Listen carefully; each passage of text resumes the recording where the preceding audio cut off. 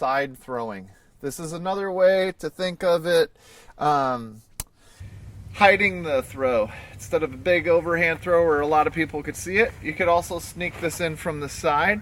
What I also have found teaching beginners is some people can't get their wrist to cock back to get the release of the brush stroke too good. And when they throw sideways, it seems to relax them and they start to land it into the target more often.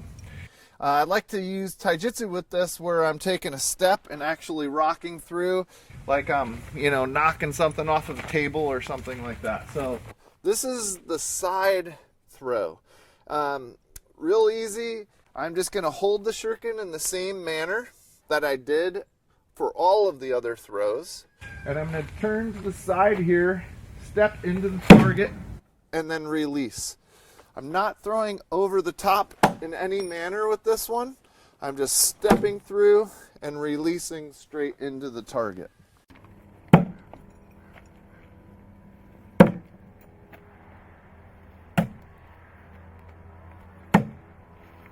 The side shot. Give that one a try as well.